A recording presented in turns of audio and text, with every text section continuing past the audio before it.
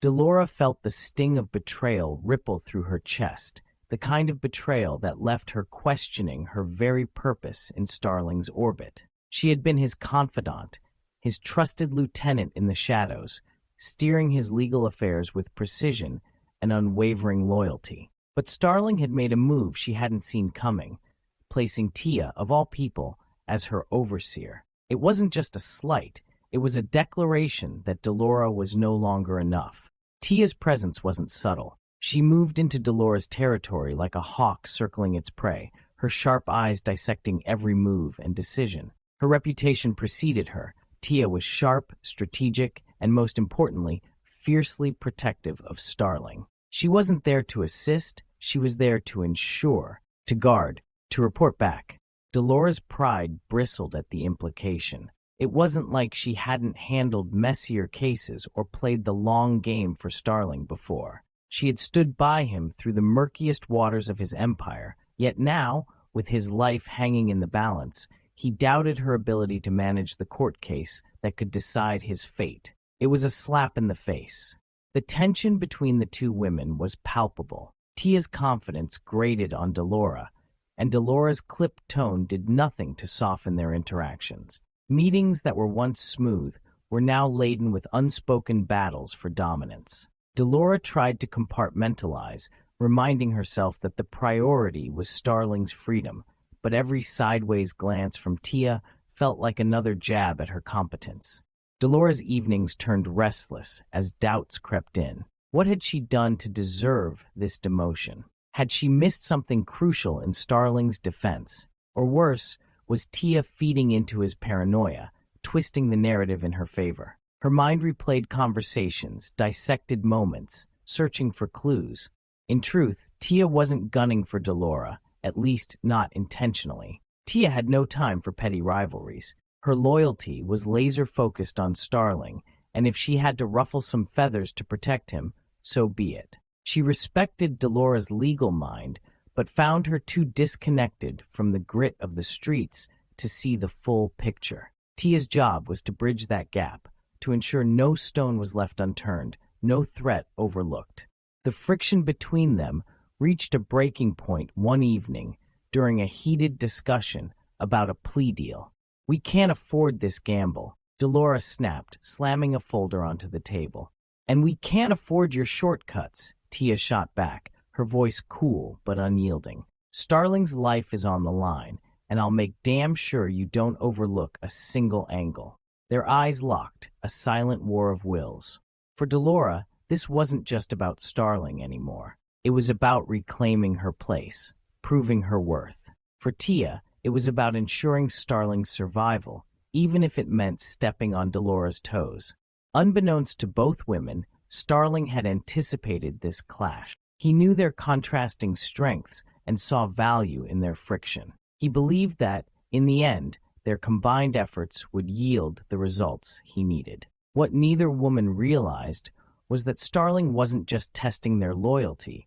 He was preparing them for a much larger role in his empire, one that would demand they either find a way to work together or risk losing everything.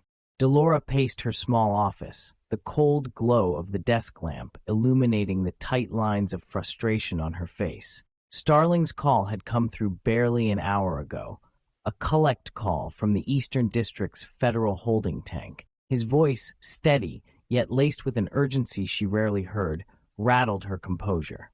"Delora," he had said, his tone leaving no room for debate. "Put together a team. I don't care how you do it. Find the kind of girls that'll make a man forget his morals. Mr. Goldstein is my only shot, and he needs a reason to fight like his life depends on it." Delora hesitated, but before she could voice her objections, he continued. "The feds just pulled the last of my cash, seized it during a raid. One of my best couriers got pinched. I've got nothing left to bargain with except leverage, and Goldstein's weakness is beautiful women. You're going to make sure he sees them." The line went dead before she could respond. Starling's orders were clear. No questions, no delays. Delora sank into her chair, the weight of the task pressing against her chest. She was no stranger to Starling's high-stakes schemes, but this was a different level of risk. Mr. Goldstein was an elite defense attorney known for his calculated moves and sharp mind. But Starling wasn't wrong. Goldstein's reputation came with a glaring weakness. The man was notorious for his indiscretions, particularly with women far younger than his 50-odd years. Delora exhaled sharply, flipping through her mental Rolodex of contacts. She needed women who were not only stunning, but clever enough to manipulate without getting caught. They had to be loyal, too. Loyal to her, not Starling, because this plan could go sideways fast. By nightfall, Delora had made her calls. 3 women arrived at her apartment under the guise of a casual gathering. First was Carmen, a sultry bartender with a knack for reading people's intentions before they even opened their mouths. Her long black hair and emerald eyes had turned heads in every room she entered, but it was her sharp wit that made her dangerous. Next was Lyric, a former model whose dew-eyed innocence masked a ruthless streak. Lyric had been burned by men like Goldstein before, and she knew exactly how to turn vulnerability into power. Finally, there was Tina, a street-smart hustler with a magnetic personality and a disarming smile. She wasn't the most polished of the 3, but her confidence made her unforgettable. Delora wasted no time laying out the plan. Goldstein is our target. He's Starling's lawyer, and we need him to commit fully to this case. The feds have him rattled, and without motivation, he's not going to put in the work we need. Your job is simple. Get close to him. Make him trust you. Make him distracted. Carmen raised an eyebrow. And what happens when he gets too close? You know how men like him are. That's where you keep control, Delora said firmly. Goldstein thinks he's the one in charge, but you'll hold the leash. Play the game, but don't let it play you. The women agreed, though unease hung in the air. Delora could see it in their eyes. None of them trusted this plan, but the promise of a hefty payday kept them from walking out the door. Starling called again later that night, his voice calm yet insistent. How's the team? They're ready, Delora replied, keeping her voice steady. Good, he said. Goldstein has a weakness for jazz clubs. There's one he frequents in the city, the Velvet Room. Send Carmen first. Make it seem organic. And if it doesn't work, Delora asked, hating how small her voice sounded. It will, Starling replied. It has to. The line went dead again, leaving Delora alone with her thoughts and the weight of a plan that could make or break Starling's future, and possibly her own.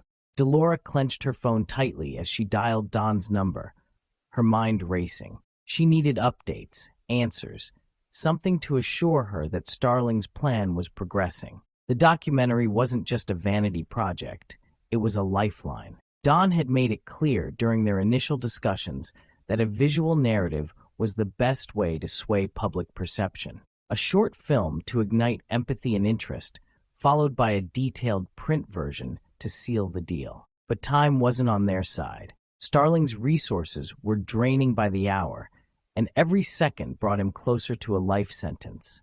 The phone rang twice before Don answered, his voice calm and collected as always. Delora, he said, his tone neutral. What's going on? Don, I need an update, Delora said, skipping the pleasantries. Where are we with the production? Have you started filming yet? We don't have time for delays. There was a pause on the other end, and Delora could hear the faint hum of jazz music in the background. Filming's underway, Don replied evenly. We've got some footage, but this isn't something you can rush. If it's sloppy, it won't work. Starling's story has to feel authentic, raw, but polished enough to make people care. People won't care if he's rotting in a cell. Delora snapped, her desperation seeping into her voice. I need this done now, Don. Overnight if possible. You don't understand.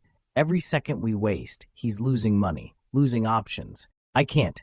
Delora, Don interrupted, his tone firm but not unkind. You're panicking. I get it. But this isn't just about Starling's case. It's about controlling the narrative. We can't afford to come off as desperate. The community won't buy into something that feels rushed. They need to see the bigger picture, what Starling represents, what's at stake for everyone, not just him. Delora closed her eyes, forcing herself to take a deep breath. Dawn was right, but that didn't make it any easier. "Fine," she said after a moment, "but I need something concrete. Can you at least send me what you've got so far? A rough cut, anything. I need to show him we're making progress." "I'll see what I can do," Dawn said. "But Delora, understand this. If we're going to pull this off, you need to trust me. The visual piece is part one, but part two, the print version, that's where we really dig into his story, his upbringing, his struggles, his vision for the community. That's the part that'll turn heads in the courtroom and beyond. But we can't get there if we rush this first step." Delora exhaled, her grip on the phone loosening slightly. She hated feeling powerless, but she knew Don was one of the best at what he did. If anyone could deliver, it was him. "All right," she said, her voice softer now. "I'll trust you. But Don, please don't let me down. Starling doesn't just need a good story. He needs a miracle." "You'll have it," Don replied, his confidence steady. "But miracles take time. I'll keep you posted." As the call ended, Delora sank into her chair, her mind a whirlwind of anxiety and fleeting hope. Starling's fate rested on too many moving parts. Dawn's production, her own schemes with Mr. Howe, Goldstein, and a legal system that seemed hell-bent on burying him. She had to believe it would all come together, but belief was a luxury she could barely afford. Don adjusted his glasses and leaned closer to the paper, the steam from his coffee swirling up as if to taunt his growing unease. The bold headline practically screamed at him. Federal crackdown on Raleigh-Durham's most notorious drug kingpins, Starling and Ace, named as ringleaders. His gut tightened as he scanned the article, the words jumping off the page. According to the piece, the feds had officially banned a group of men from Raleigh-Durham, branding them as the masterminds behind North Carolina's most violent drug cartel. Starling and Ace were painted as untouchable figures, the architects of an empire built on blood and narcotics. But the more Don read, the more it felt off. The language was theatrical, almost cinematic, weaving a story of ruthless power that didn't quite line up with the Starling and Ace Don knew. Sure, Starling had his hustle, and Ace had his moments, but the narrative here was bloated with claims of murders, mass corruption, and a sprawling network of international connections. He rubbed his temple, trying to piece it together. It wasn't the first time the media had stretched the truth to fit a story, especially when it came to black men with a certain reputation. But this was beyond sensational. It felt deliberate. Don read the article line by line, dissecting its construction. There were no concrete sources, just vague references to unnamed federal officials and community informants. The supposed evidence against Starling and Ace was thin, mostly centered on their association with known criminals and the recent wave of arrests in the area. "This is bull," Don muttered, pushing his coffee aside. The entire article reeked of an agenda. Someone wanted Starling and Ace to look like monsters, and they didn't care how sloppy the narrative was, as long as it stuck in the public's mind. He leaned back in his chair, staring at the paper. This wasn't just an attack on Starling and Ace, it was an attack on the entire community. Painting them as violent drug lords wasn't just about shutting them down, it was about justifying a crackdown on anyone remotely connected to them. It was about fear. Don reached for his phone, dialing Brad's number from Inclusive Networks. Brad had always been his sounding board, especially when it came to navigating messy public narratives like this one. "Don?" Brad answered after the first ring, his voice calm as always. "Have you seen today's paper?" Don asked, his tone clipped. "No, why? What's up?" "They've got a front-page hit piece on Starling and Ace," Don said, "calling them the heads of some so-called violent drug cartel out here. It's pure propaganda, Brad, and it's dangerous."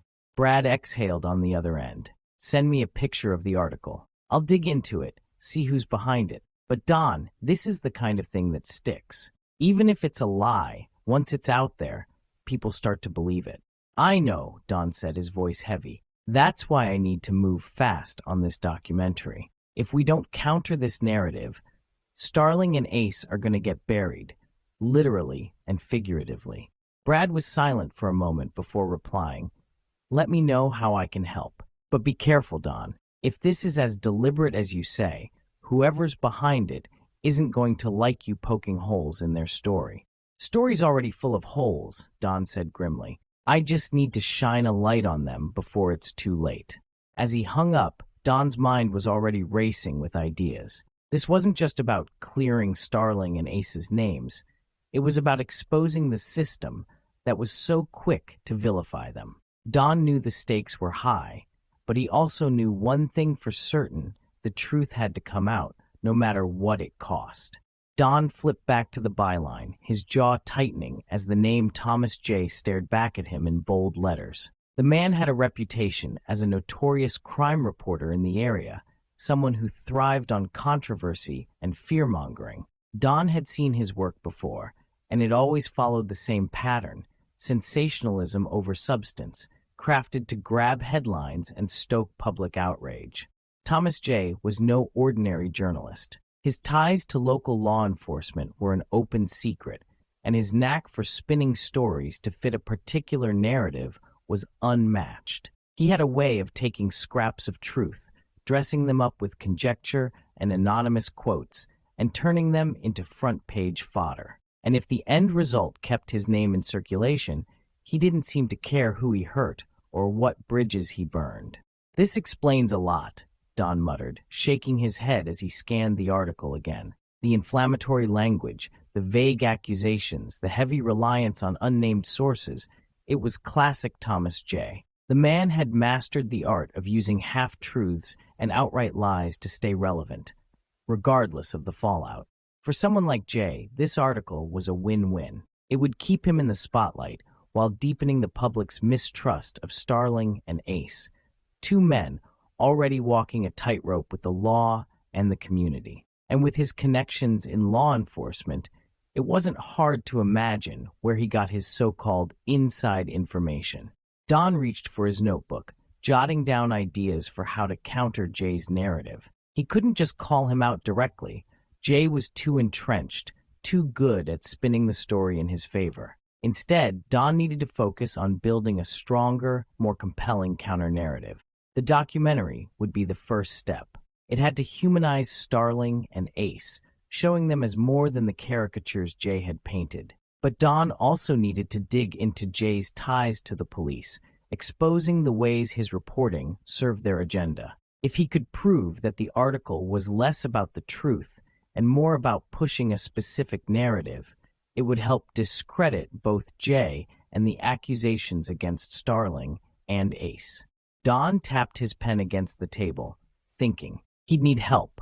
Someone who could dig deeper into Jay's history, his connections, and his motivations. This wasn't just about saving Starling and Ace anymore. It was about exposing a system that weaponized the media to silence and control the community. He picked up his phone again, dialing Nikki, the documentarian he'd been working with. She had a sharp eye for storytelling and a knack for finding the hidden threads in any narrative. "Nikki, it's Don," he said when she answered. "I need you to do some digging for me. There's a reporter out here, Thomas J. Wrote a piece on Starling and Ace that's full of lies. I need to know who's feeding him and why. Can you help?" Nikki didn't hesitate. "Send me everything you've got. If he's dirty, I'll find it." As Don ended the call, a spark of determination lit in his chest. Thomas J. might have mastered the art of spinning a story, but Don wasn't about to let him control this one. It was time to turn the tables. Don stared at the phone for a moment after dialing the number, his finger hovering over the call button. He had read Thomas J.'s work enough to know the man played chess, not checkers. Still, if there was a chance to figure out what was behind the story and why it had been crafted the way it was, he had to take it. With a sharp inhale, he pressed the button. The phone rang twice before a smooth, self-assured voice answered. "This is Thomas J.," the man said, as if expecting a fan or a tip for his next article. "Mr. J., this is Don," Don replied, keeping his tone calm but firm. "I just read your article on Starling and Ace in today's paper. I've got questions." There was a brief pause, followed by a chuckle. "Ah, the infamous Don," Thomas said, his voice laced with amusement. I've heard about you. You're the creative behind some of Starling's more public endeavors, right? Don ignored the bait. I want to meet, he said simply, face to face. There's more to this story, and I think you know it. Thomas hesitated, then said, all right, I'm always up for a good conversation. Let's meet downtown. How about that little coffee shop on Fayetteville Street? Tomorrow at noon. See you then, Don said, hanging up without waiting for more. The next day, Don arrived at the coffee shop 10 minutes early, choosing a table near the back with a clear view of the entrance. He ordered a black coffee and waited, his mind racing with possibilities. What was Jay's angle here? Why agree to meet him so easily? At exactly noon, Thomas J. walked in. He was tall and wiry, dressed in a crisp button-down shirt and slacks, with an air of self-importance that matched his reputation. Spotting Don, he strode over, a polite but calculated smile on his face. Don, he said, extending a hand as he sat down. Glad you reached out. Not many people have the guts to call me directly. I'm not most people, Don replied coolly.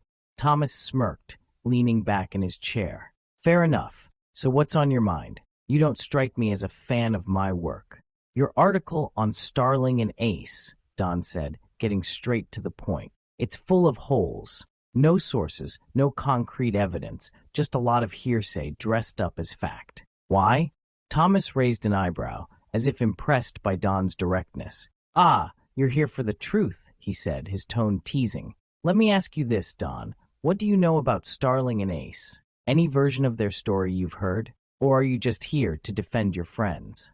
Don leaned forward, his gaze steady. I'm here to get the facts. What I know is that your article feels more like a hit job than real journalism, and I want to know why. Thomas chuckled again, taking a sip of his coffee. Look, Don, I'll level with you. The truth is rarely as clean as people want it to be. The feds are building a case, and let's just say I've got sources who like to keep me in the loop. But there's always more to the story. I didn't publish everything I know. Some of it, well, let's just say it didn't make the cut. Don frowned. And you're willing to share this inside information with me? Thomas shrugged. Depends. I like to stay relevant, Don, and I don't mind a little quid pro quo. If you've got something I can use, a perspective, a lead, anything, I might be willing to share what didn't make it into the article. Think of it as an exchange of favors.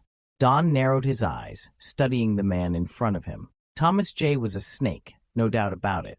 But snakes often knew where the bodies were buried. If Don could navigate this carefully, he might walk away with something useful. All right, Don said finally. Let's talk. Thomas leaned forward, a sly grin spreading across his face. Now we're getting somewhere.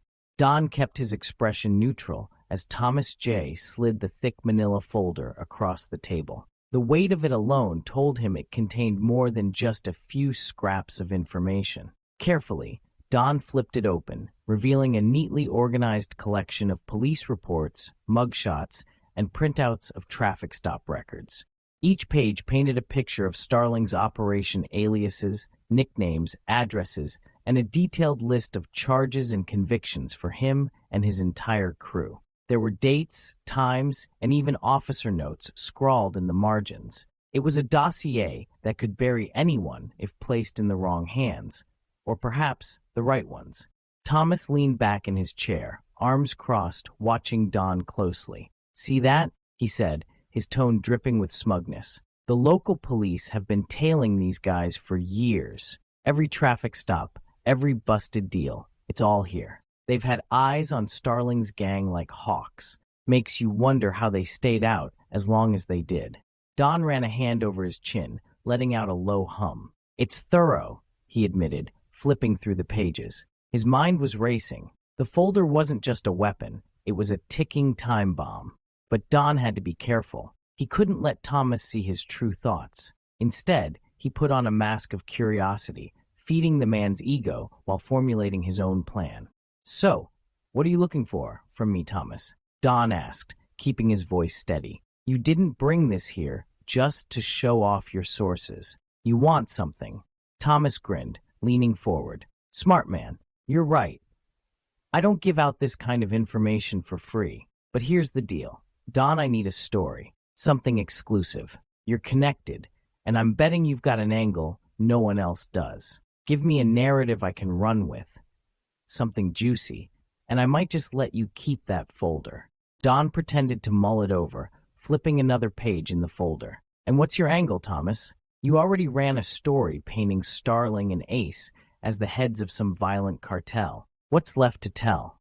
Thomas's eyes gleamed. "Plenty. There's always more to a story. Backstabbing, betrayals, the cracks in the foundation. You bring me something like that, and I'll give you everything I've got on this crew. Heck, I might even let you steer the narrative a little." Don's stomach churned. He knew exactly what Thomas was fishing for: dirt on Ace, Starling, or anyone close to them. But Don couldn't afford to feed the man more ammunition, especially not when the stakes were this high. Instead, Don played along, leaning back in his chair with a thoughtful expression. "I'll see what I can dig up," he said, closing the folder and sliding it toward himself. Thomas smirked, clearly pleased. "Good. I knew you were smart enough to see the bigger picture. Keep in touch, Don. I have a feeling we're just getting started." As Thomas stood and walked out of the coffee shop, Don sat motionless, his hand resting on the folder. His mind was a whirlwind of thoughts. He despised Starling, but even so, he wouldn't wish a lifetime in prison on him, or anyone. And Ace, if Thomas was sniffing around, Don knew Ace's betrayal of Starling was closer than he had realized.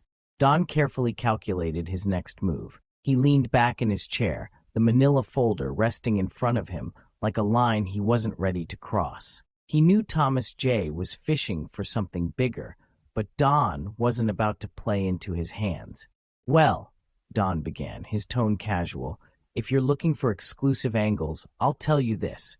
Delora handed me some court minutes and federal documents not too long ago. She's been trying to push Starling's narrative hard, probably to keep him from sinking entirely." Thomas's eyebrows lifted in interest. "Court minutes, huh? And federal documents. That's not something you get from your average court clerk." Don shrugged, keeping his expression neutral. "Delora's persistent. She wants Starling's story told, and she's not shy about digging for material. I decided to use some of it for the documentary I'm producing. If you're looking for a different perspective, maybe you should pay more attention to her. She's knee-deep in all this." Thomas tilted his head, his eyes narrowing. "Interesting. So you're saying Delora's not just his lapdog, she's a real operator?" "She's definitely more than meets the eye," Don replied, careful to keep the focus away from himself. "She's been collecting anything and everything that might make Starling look better, or at least less guilty. Could be worth your time to dig into her instead of chasing old traffic stops and rap sheets." Thomas tapped a finger against his chin, a sly grin forming. "Noted, but I've got to ask. If you're working on this documentary, you must have some idea where this is all going. Do you think Starling's going to make it out of this?" Don smirked faintly, keeping his cards close to his chest. "That's for the courts to decide. I'm just here to document the facts." Thomas leaned forward, his grin widening. "You're a tough one, Don, but fair enough. If you come across anything else, anything at all, let me know. I'll keep your name out of it, of course." Don nodded, standing up and tucking the manila folder under his arm. "I'll think about it." As he walked out of the coffee shop, Don felt a mix of relief and unease. He had given Thomas just enough to steer him away, but he knew it wouldn't keep the reporter off his back for long. More importantly, he had managed to protect Ace and keep Starling's vulnerabilities from being further exposed. But Don also realized something else. The game wasn't just about survival anymore. It was about who could control the narrative and who could make it out alive. Over the next couple of weeks, Don and Thomas J. began forging a professional relationship, one that felt surprisingly natural despite its unlikely origins. Don found himself intrigued by the world of journalism, its intricate dance of storytelling, and its power to shape narratives. Collaborating with Thomas gave him a glimpse into a world he had only brushed against in his creative pursuits. He felt a sense of validation, a notch on his belt, in his self-taught journey to become a filmmaker and documentarian. But while Don was reveling in his newfound alliance, a darker subplot was unfolding. Delora, always one to sense opportunity, began meeting Thomas J. behind Don's back at the same downtown coffee shop. She arrived polished and poised, armed with bits of insider knowledge gleaned from Starling's frantic commands and her own cunning. At first, their meetings were innocuous, framed as casual exchanges of information. But it didn't take long for Thomas to realize Delora wasn't just Starling's loyal assistant. She was a master manipulator, playing a dangerous game with every party involved. Delora had no loyalty to anyone but herself. Starling's desperate orders to do whatever it takes to free him had only solidified her strategy. She would cross Don, Starling's lawyers, the feds, and even Starling himself if it meant securing her own position. To her, loyalty was a tool, not a virtue, and she wielded it ruthlessly. Thomas, ever the opportunist, saw in Delora a kindred spirit. He wasn't blind to her duplicity, but he admired her audacity. Together, they began piecing together a separate narrative, one that served their respective agendas. For Delora, the goal was simple: build a movement that would generate enough money to clear Starling's path. She needed funds to bribe police officers, silence witnesses, sway jurors, and retain top-tier lawyers. She didn't care about the cost or the collateral damage. Starling's survival depended on her ability to outmaneuver everyone, and she was determined to deliver. Thomas, meanwhile, saw an opportunity to elevate his career. With Delora feeding him insider information, he could craft the kind of explosive exposés that would cement his reputation as the region's most fearless crime reporter. Neither of them realized just how dangerous their game was becoming, or how closely Don was beginning to watch. While Don remained unaware of their secret meetings at first, he started to notice subtle shifts in Thomas's behavior. The reporter's questions grew sharper, more probing, and occasionally hinted at things Don hadn't disclosed. It didn't take long for Don's instincts to kick in. He began retracing his steps, quietly investigating the growing connection between Delora and Thomas. His documentary, once a passion project, now felt like a battlefield. The lines between truth and manipulation were blurring, and Don knew he had to act before he became another pawn in their game. Starling, from his federal holding cell, remained oblivious to Delora's double-dealing. He believed she was his most loyal ally, following his every command to the letter. What he didn't know was that Delora's loyalty came at a price, and she was willing to sell it to the highest bidder. As the days unfolded, the web of lies and alliances grew tighter. Don, Delora, and Thomas were all playing different games, but only one would come out on top. And in the background, Starling's clock kept ticking, each second bringing him closer to his potential downfall or salvation. Don pulled up to Tia's sleek top-floor duplex apartment, the city skyline gleaming behind him. He had a small laptop bag slung over his shoulder and a bounce in his step, fueled by the excitement of completing Starling's 30-minute documentary pilot. It wasn't just a film to him. It was a declaration of his talent, proof that he could balance his passion for storytelling with the demands of his relationship and magazine. Tia opened the door dressed in casual luxury, her aura commanding yet effortless. She leaned against the frame, arms crossed, her raised brow hinting at a mix of curiosity and skepticism. "Well, look who decided to drop by," she teased, a faint smirk tugging at her lips. "To what do I owe the pleasure, Mr. Pimer?" "Filmmaker?" Don grinned, stepping inside and setting his bag on her coffee table. The room, as always, was impeccably styled, blending elegance with comfort. He felt a mix of nerves and pride bubbling up. "I finished the pilot for Starling's documentary," he said, unzipping the bag and pulling out his laptop. 30 minutes. "It's powerful, Tia. I think this could really make waves, not just for him, but for the story I'm trying to tell." Tia's smirk faded slightly, replaced by a look of guarded interest. She sank into the plush couch, her legs crossed. "Powerful, huh? Starling's the last person I'd call inspirational. So what message are you trying to send here?" Don hesitated for a beat, sensing the undertone of her question. "It's not about glorifying him. It's about showing the world the layers, how the system, The streets and ambition collide. Starling's just the lens. Tia tilted her head, her sharp eyes studying him. And what do you think he thinks about this lens? Because you and I both know Starling's all about Starling. Don chuckled, sitting beside her. Oh, he'll eat it up. But that's not why I did it. I did it for the story. For the underworld to see that their choices don't exist in a vacuum. And maybe, just maybe, for people like you to see I can balance my work and what matters most. Tia's expression softened, but only slightly. And what exactly is it that matters most to you, Don? He turned to her, sincerity in his eyes. You, us. I know it hasn't been easy. I've been caught up, trying to juggle this magazine, the documentary, and everything in between. But I want you to know, I'm here, and I can do both. Tia leaned back, considering his words. She wasn't one to be easily convinced, but there was something in Don's tone that felt different this time. Less defensive, more genuine.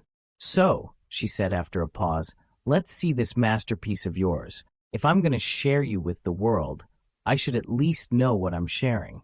Don's grin returned as he opened the laptop and hit play. The screen came alive with raw footage, gritty street corners, haunting interviews, and gripping narration. The 30 minutes flew by, leaving Tia momentarily speechless. When the video ended, Don turned to her, his heart pounding in anticipation. Well, what do you think? Tia took a long breath, her gaze fixed on the now black screen. It's intense. You weren't lying about it, sending a message. But Don, he leaned closer, hanging on her every word. You're playing with fire. Starling's not just a story. He's a time bomb. And if you're not careful, you'll get caught in the blast. Don nodded slowly, acknowledging her warning. I know, but if I don't tell these stories, who will? Tia's lips curled into a faint smile, her walls momentarily lowering. Just make sure you come out of it in one piece. For your sake and mine. Don reached out, taking her hand. For the first time in weeks, he felt like they were on the same page, even if the path ahead was uncertain.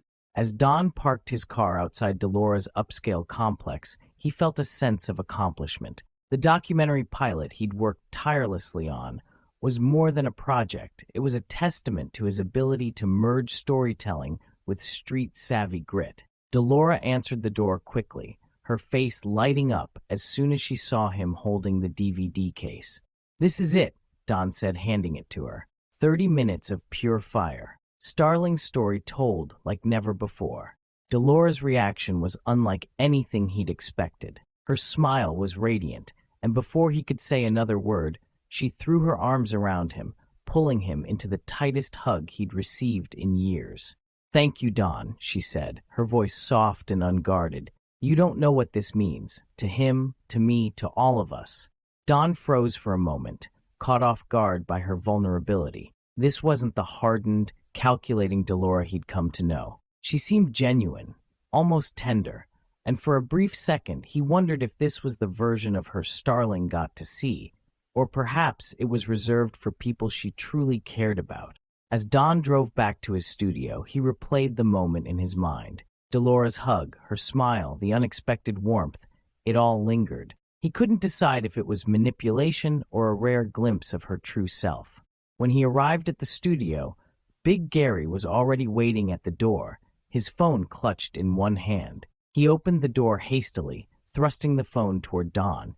Yo, Don, you're not going to believe this, Big Gary said, his voice tinged with excitement. Look at this. My phone's been blowing up. The screen was flooded with notifications, texts, missed calls, and social media alerts. Word of the documentary had spread like wildfire, not just in Raleigh, but also in Durham and Charlotte. What the hell? Don asked, stepping inside as he scrolled through the messages. Delora, Big Gary said with a knowing smirk. She must have had copies made as soon as you left her place. They're all over the streets, Don. Barbershops, gas stations, corner stores, you name it. Everybody's talking about it. Don ran a hand over his face, equal parts impressed and annoyed. Man, I didn't even get a chance to control the rollout. She just did what she does, Big Gary interrupted, shrugging. That's Delora for you. She don't wait around for permission. And honestly, it's working. Starling's name is buzzing louder than ever. Don sighed, sinking into his chair. He'd planned to handle the release with more finesse, but Delora's guerrilla tactics had undeniably created a buzz. This could be a good thing, Big Gary added, or it could backfire, depending on how Starling or the feds take it. Don nodded, his mind racing. The documentary had only just premiered, but it was already making waves. He just wasn't sure if he was riding the wave or about to be drowned by it. One thing was certain, Delora's move had set the stage for something big. Whether it was triumph or disaster, Don knew he was in for a ride. Big Gary stood by the open trunk of the black Lincoln Town car, sweat glistening on his brow as he stacked cardboard boxes filled with DVDs. The tension was thick in the air. Don leaned against the car, seething, his jaw clenched as he replayed Delora's brazen move in his mind. This wasn't just about the documentary. It was about control. "What are you going to do, Don?" Big Gary asked, slamming the trunk shut. "We can't let this bitch take control of our production. She's out here playing chess while we're stuck cleaning up her mess." Don took a deep breath, his eyes narrowing. "Starling's playing his game, and now I'm in it. I've been double-crossed before. But this is personal. She's not running my show." Big Gary smirked, clearly enjoying Don's fiery response. "All right, boss. What's the play?" Don straightened up, his mind racing with strategy. "First, we're locking down the streets. Get every local store and distributor on the phone tonight. By morning, I'm calling the national distributors myself. We're taking back control of this rollout. Delora doesn't get to dictate how this goes." "Bet," Big Gary said, nodding. "But what about Thomas J? You want to loop him in?" "Not yet," Don said firmly. "I need to hear from the streets first. Let the buzz grow and see what people are saying. When I go to Thomas, it'll be on my terms, not because Delora forced my hand." Big Gary chuckled, clearly impressed with Don's determination.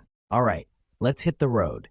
Don slid into the back seat of the town car, his phone already in hand as he started drafting messages and making calls.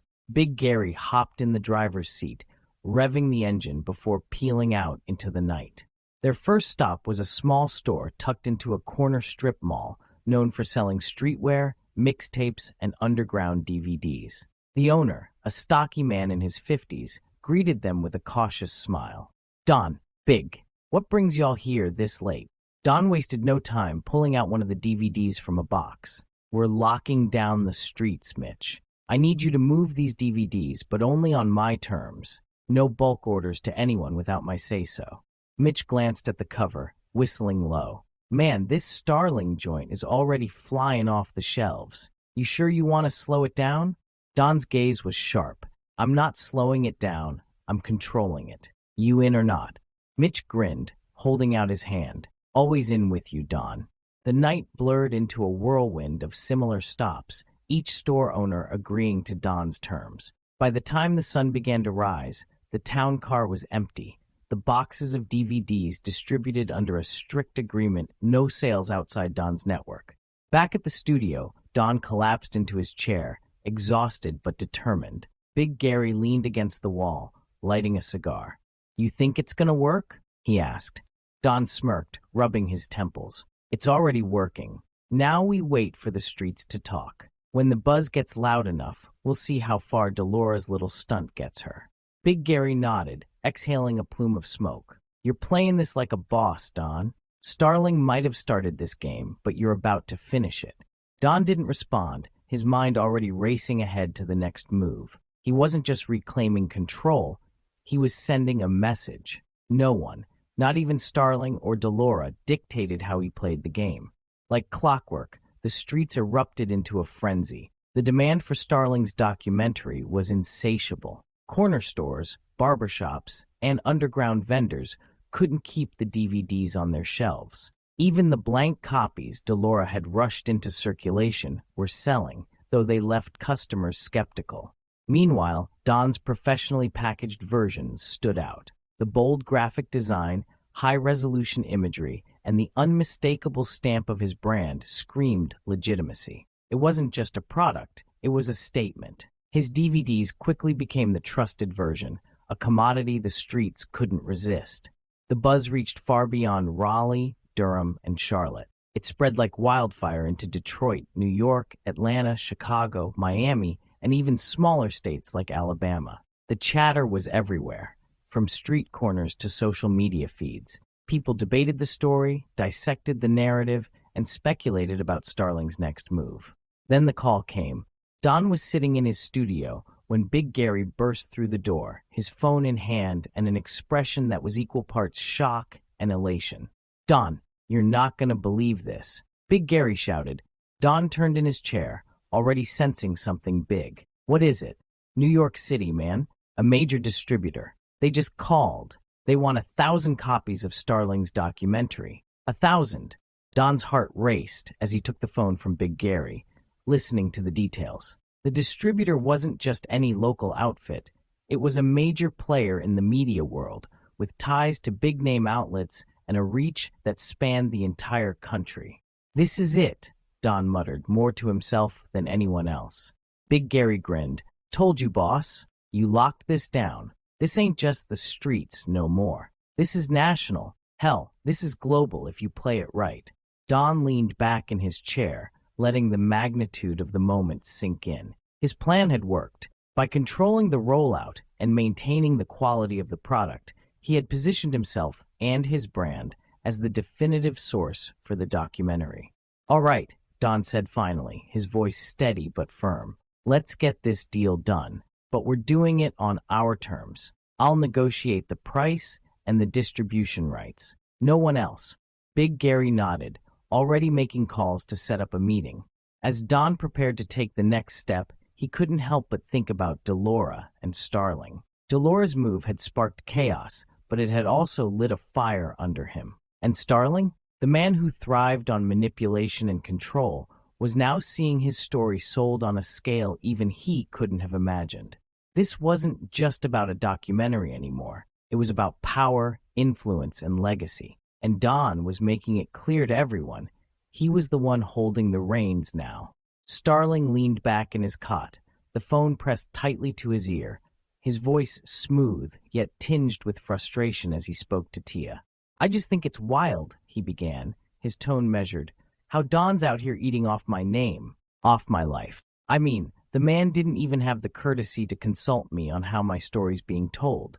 Tia listened, her patience thinning as she paced the floor of her luxury apartment. The city lights of Raleigh glittered in the background, but her focus was locked on Starling's words. "Starling," she interrupted, her voice sharp but calm, "let's cut through the small talk. What's the real reason you're calling?" He hesitated for a moment before dropping his poker face. "I don't like that Don's making money off my story while I'm in here, struggling to get my lawyers paid. And if we're being honest, I sent Delora in to shake things up. But now I don't trust her either. She's playing her own game." Tia smirked, her intuition proven right. "So you're upset because your plan backfired. You used Delora to double-cross Don, and now you're mad because Don flipped it into a win for himself?" "It's not just that," Starling tried to counter, but Tia cut him off. "Starling," she said firmly, "I respect our friendship, and I understand you want to protect your image. But let me make something clear. I don't have time for this drama. I'm focused on my own empire. Your issues with Don and Delora, they're not my problem." Starling shifted uncomfortably, realizing he wasn't getting the reaction he'd hoped for. "I just need someone to get the message to Don. He needs to know how I feel about all this." Tia rolled her eyes. "I'll pass the message along, but don't expect me to mediate. You're the one who started this mess. Maybe it's time you own up to it." Without waiting for a response, Tia hung up, tossing her phone onto the couch with a sigh. She admired Starling's resilience and his ability to manipulate, but his tactics were wearing thin. She leaned back against the window, the skyline reflecting her own determined expression. Whatever Starling's games were, she wasn't about to get caught in the middle. If he wanted Don to know how he felt, he'd have to deal with the consequences of his own actions. Tia had bigger things to focus on. Her empire wouldn't build itself. Don's phone buzzed insistently as he leaned back in his studio chair, sipping coffee and scrolling through updates about the DVD's success.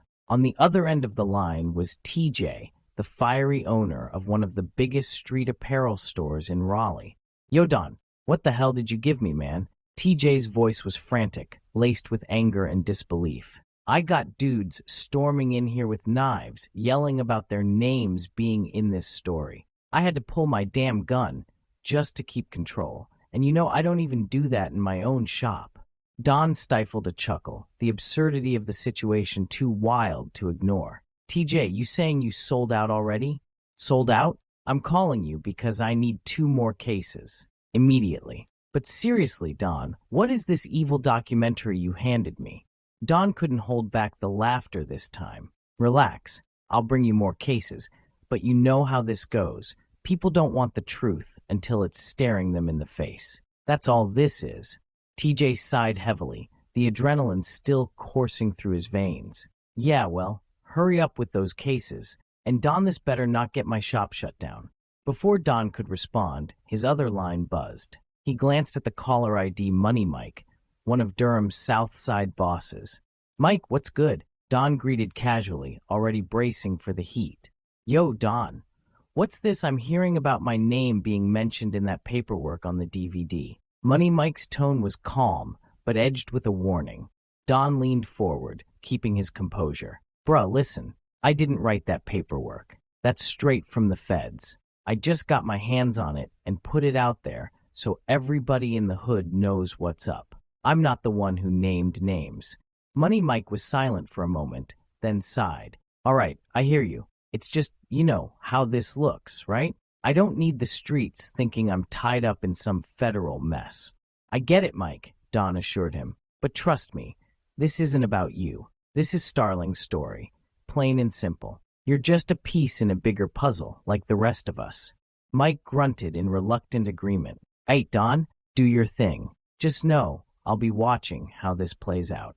With that, the call ended, leaving Don to exhale deeply. The streets were on fire, and his documentary was the spark. At the end of the day, Don knew he wasn't just selling DVDs, he was selling the truth, messy and unfiltered. Starling's story was a web, tangled with innocent and guilty alike, and it was Don who held the thread. The hood needed to know what was really happening, and if that meant a little chaos along the way, so be it. For Don, this wasn't just about the money or the notoriety. It was about control. And as the streets buzzed with the fallout of Starling's documentary, one thing became clear. Don was holding all the cards. The tension had reached a boiling point as Don sat in his studio, scrolling through social media posts and updates about the DVD's explosive impact. His phone buzzed and the screen lit up with Otis's name. Don sighed, bracing himself for the inevitable storm. Don! Otis barked as soon as the call connected, his voice sharp with anger. What the hell is this? You got my brother Ace looking like the main rat on this DVD. This ain't what we agreed on. Don leaned back in his chair, trying to keep his voice calm. Otis, I didn't write the paperwork. That's what the feds had. All I did was tell the story as it was laid out. Don't give me that. This was supposed to paint Ace as a low-key boss, the slickest dude in the streets who outsmarted the feds. Now you got him looking like he's working with them? That ain't gonna fly, man. You and Big Gary been running this show, and now y'all think you're the kings of North Carolina. Don's eyes narrowed. Otis, watch your tone. I get that you're mad, but this ain't about me or Big Gary. The streets know what's real. Starling's story was bound to stir things up. It's out of my hands now. Otis wasn't having it. Starling? That snitch? He's the one who ratted on all 10 of his co-defendants, including my brother. And you're out here making him look like some kind of legend? Nah, I ain't letting that slide. You better believe I'm gonna set the record straight. Don smirked, sensing Otis's desperation. Do what you gotta do, Otis. But you and I both know the streets will decide who's real and who's not. You running to every corner of Durham, screaming your version of the story, ain't gonna change the facts. The line went dead as Otis hung up, fuming. True to his word, Otis hit the streets hard. He stopped at every barbershop, corner store, and music studio in Durham, spreading his version of the story. He even took to iNewsWatch, pushing his narrative and getting his music played, hoping to overshadow the buzz around the DVD. In every interview, Otis painted Starling as the true villain, a ruthless criminal mastermind who had terrorized the Raleigh-Durham area for decades and sold out everyone to save himself. He framed Ace as a misunderstood figure, a man who had been unfairly dragged into Starling's chaos. Meanwhile, Don watched the chaos unfold with a mixture of amusement and annoyance. The more Otis pushed his agenda, the more people became curious about the DVD. Sales skyrocketed, and Don's phone didn't stop buzzing with calls from distributors across the country. For Don, it was clear Otis's outrage was just fuel for the fire. Starling's story was bigger than any one person, and no amount of spin could change the street's hunger for the raw, unfiltered truth. The battle lines were drawn, but Don wasn't about to back down. This was his moment, and he wasn't going to let anyone take it from him. Not Otis, not Starling, and certainly not the feds. The fallout was spreading faster than anyone could have anticipated. Otis, once a proud and loud presence in Durham, now found himself retreating into the shadows. The federal paperwork featured in Don's DVD had exposed Ace's alleged betrayals in stark black and white, naming individuals who had nothing to do with Ace or Starling's schemes. The streets buzzed with disdain and betrayal, and Otis's name became synonymous with the fallout. Unable to bear the weight of the scandal, Otis avoided public places and distanced himself from his old haunts. Meanwhile, Delora had made her own quiet exit from the chaos. The profits she had earned from her hood distribution of the DVD were just enough to cover her rent and maintain her lifestyle for the time being. For Delora, survival was the name of the game, and she had no plans to go down with Starling or anyone else's ship. Don, on the other hand, was riding the waves of his growing success. His phone rang, and he saw Thomas J's name flashing on the screen. "Thomas," Don answered, a hint of pride in his tone. "Don," Thomas began, "I've got to hand it to you. That DVD is shaking up the streets and beyond. You've created something bigger than just a story. This is a cultural moment. North Carolina hasn't seen anything like this. You're giving birth to a narrative that could really put this state's underworld history on the map." Don chuckled, leaning back in his chair. "Appreciate that, Thomas. It's wild how much traction it's getting." Thomas's voice shifted slightly, taking on a more serious tone. "I caught Otis on WRL's I Watch News at 6. It's big. Breaking news, viral potential, you name it. And you know me, Don. I'm all about stories that matter to the community. This one has layers, man. Betrayal, loyalty, survival. It's Shakespearean." Don laughed. "Yeah, but in the streets, Shakespeare's got nothing on the feds. This story is telling itself. I just packaged it." "That's the thing," Thomas replied. "You're not just packaging it, you're shaping it. People are paying attention, and it's putting North Carolina on the map in a way that hasn't happened before. Breaking news stories like this are what the internet lives for. If we play this right, this could go national." Don sat in thoughtful silence for a moment. He knew Thomas was right. What had started as a local project documenting Starling's downfall had snowballed into something much larger. It was a raw, unfiltered look at the intersections of crime, betrayal, and survival in a community often overlooked. And while the streets were erupting with controversy, Don realized he was sitting at the epicenter of something that could transcend even his wildest expectations. "Let's see where this goes," Don said finally. "I've got more moves to make before the dust settles." Thomas chuckled. "I'll be watching. Just remember, Don, breaking news may go viral, but stories with depth, they stick around forever." As Don ended the call, he couldn't help but feel a sense of vindication. The streets were buzzing, the media was taking notice, and his project was making waves far beyond what he'd imagined. But in the back of his mind, he knew the game wasn't over yet. The story of Starling, Ace, and everyone caught in their orbit was still unfolding, and Don was ready to ride the wave as far as it would take him. Don sipped his coffee, absorbing the mix of praise and veiled warnings from Thomas J. The morning light streaming through the cafe window contrasted with the heavy tone of their conversation. Thomas J's words carried a mix of admiration, obsession, and a simmering threat, all wrapped in his old-school charm. Don leaned back in his chair, his expression unreadable. "Thomas, you've got a way with words," he said casually. "But you and I both know this DVD isn't just a story. It's the truth wrapped in the reality people are too scared to face." Thomas chuckled, tapping his pen on the table. "That's the thing about truth, Don. It cuts deep, deeper than a journalist's pen or even a filmmaker's camera. And let me tell you, the feds don't like bleeding wounds." Don narrowed his eyes slightly, noting the shift in Thomas's tone. The older man was playing coy, but the message was clear. The heat was closing in. "So you're saying the feds are sniffing around?" Don asked, his voice calm but probing.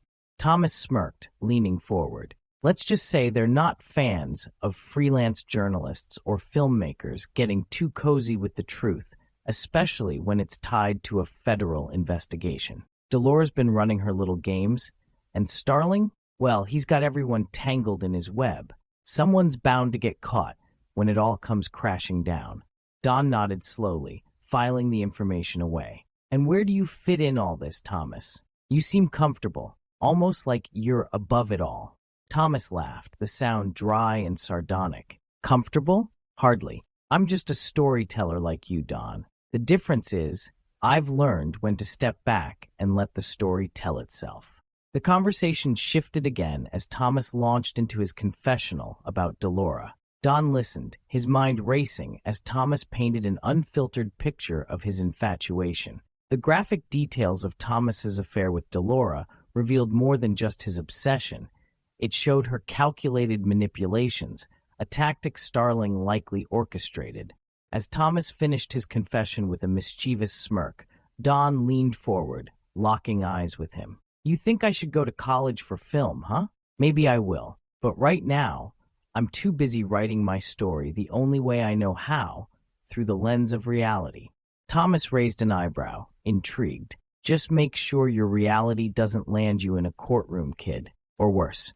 Don gave a small, confident smile. "Appreciate the advice, Thomas. But if there's one thing I've learned from this business, it's that the truth always comes out, whether people are ready for it or not." As they parted ways, Don felt the weight of the morning's conversation settle over him. Thomas's cryptic warnings and Delora's entanglements painted a picture of a storm brewing on the horizon. But Don wasn't the type to run from the rain. He thrived in chaos, and if the feds were coming, he'd be ready to face them, with the truth and his lens as his only weapons. Delora's ambition, fueled by her fleeting taste of success, began to override her better judgment. Her desperation for quick money and Starling's unrelenting pressure pushed her into a corner. With Don's print idea on hold and no time to replicate more DVDs herself, she turned to the fast lane, seeking out allies who could keep her momentum alive. Her solution came in the form of Big Boots, a gritty entertainment producer with a reputation for turning chaos into profit. A native New Yorker, hardened by the crack epidemic of the 80s and 90s, Big Boots had relocated to the South to build his empire in a less saturated market. His survival instincts and knack for sensationalism made him an ideal partner for Delora's scheme, and a dangerous one. Big Boots had a storied past, filled with street-smart hustling and a ruthless desire to be on top. He saw Starling's story as an opportunity not just for money, but for fame and legitimacy in the entertainment world. When Delora approached him with the proposition, he didn't hesitate. "Starling's story is gold," Big Boots said, his voice thick with a Brooklyn accent. "You just gotta know how to spin it, baby. And lucky for you, that's what I do." Delora played her cards carefully, spinning her own narrative about how Don's involvement had stalled the operation. "Don's too worried about his image, about keeping things clean. We don't have time for clean. Starling needs the money now, and I need someone who knows how to move fast." Big Boots grinned, leaning back in his chair. "You came to the right guy. I can have DVDs pressed and distributed across the Southeast in a week. But I want my cut, 20% of everything." Delora hesitated, but knew she had little room to negotiate. "Fine, but we need to keep this low-key. The feds are already circling, and Don's got eyes everywhere. Big Boots laughed, his gold chains glinting under the fluorescent lights. Don't worry about Don. He's small time compared to what I'm about to do. Within days, Big Boots had mobilized his network, flooding the streets with freshly pressed DVDs. His version of the product was less polished, but cheaper and faster to produce. The streets of Raleigh, Durham, and beyond were saturated with Starling's story, each copy laced with controversy and whispered secrets. Don, meanwhile, caught wind of the new wave of DVDs almost immediately. Big Gary stormed into his studio, his phone buzzing nonstop. "Don, this ain't our work. Someone else is out there pushing copies, and it's flooding the market." Don's jaw tightened. He knew Delora was behind it, but Big Boots' involvement complicated things. This wasn't just about money anymore. It was about control, reputation, and survival. "Get me a meeting with Thomas J., Don said, his mind racing, "and find out everything you can about Big Boots. If he wants a piece of the action, he's about to find out how sharp my edges are." As the DVD frenzy spiraled out of control, the stakes grew higher. Delora's gamble had brought a new player into the game, but it also set off a chain reaction that neither she nor Big Boots could fully control. And in the shadows, Starling watched as his plan unfolded, his web growing ever more tangled with lies, alliances, and betrayals. The chaos surrounding Delora's efforts to monetize Starling's story reached a boiling point as Big Boots made sure the Diamond Report magazine was front and center in every corner of North Carolina. The magazine, a 30-page exposé detailing the lives and lies of Starling's co-defendants, was filled with sworn federal affidavits and damning illustrations that aligned with the sensationalized narrative Big Boots and Delora were pushing. The design mirrored Don's previous work with the DVD, but this time the stakes were far higher and the repercussions far more severe.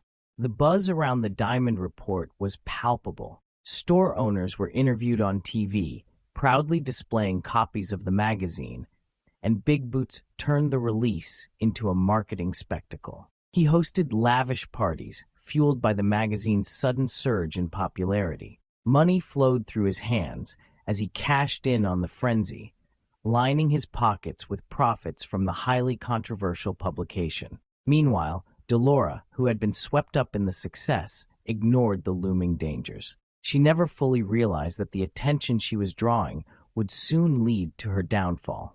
The magazine, which had been pushed as a groundbreaking tell-all about Starling's case, had reached nearly every corner of the state, and even Tia's kitchen table. It was impossible to ignore. The heads of Raleigh's underworld had no idea what they were getting themselves into when they had taken part in Big Boots and Delora's gamble. And when the rumors surfaced that the co-defendants were preparing for a major court appearance, the magazine's exposure hit its peak. Everyone was talking about it, but no one anticipated the Fed's next move.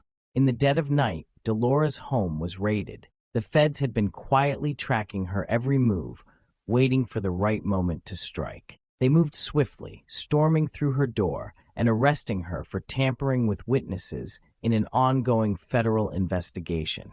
As Delora was hauled away in handcuffs, the very men she had exposed in the magazine stood nearby, their faces twisted in a mixture of satisfaction and contempt. They had seen this coming, but Delora hadn't. They laughed as the Feds took her away, some even spitting in her face as she was shoved onto a plane back to federal penitentiary. The next day, as the dust settled from Delora's arrest, Thomas J's front page headline appeared, "The Woman Behind the Leak." It was an explosive story, detailing how Delora had become the key figure in the publication of the Diamond Report and her eventual arrest. Delora's role in the scandal, her manipulations, and her blatant disregard for the ongoing investigation were laid bare for the public to see. Don's phone rang, and it was Thomas J. calling to speak in person. Over a cup of coffee, Thomas J. told Don how things had unraveled. "She wouldn't listen," Thomas J. said, shaking his head as he sipped his drink. "I warned her, but she was too greedy. She thought she could outsmart everyone, even the Feds." Don stayed silent, watching Thomas J. as he spoke. He hadn't expected things to play out like this. He had hoped for a smooth rollout of the documentary, something that would elevate his career, but now Delora was gone, and Big Boots was already planning his next move. "Well, Don," Thomas J. continued, leaning forward, "I'm the one who threw her under the bus. I knew the feds were closing in on her, and I didn't want to get caught in the crossfire. So I wrote that story, threw her name on the front page, and let it all spill out." Don raised an eyebrow. "You threw her under the bus?" Thomas J. gave a sharp nod. "Yeah, I didn't want any part of what she was doing, but I also knew the magazine would make a huge splash. I didn't want to be linked to it if everything went sideways." Don sat back, absorbing the weight of what Thomas J. had just confessed. He knew how ruthless Thomas J. could be, but now, it seemed, he had crossed a line. It wasn't just about breaking the news anymore. It was about survival. "Delora never had a chance," Don muttered, more to himself than to Thomas J. "Yeah," Thomas J. agreed. "And now we all have to deal with the fallout." Don looked out the window, contemplating the aftermath.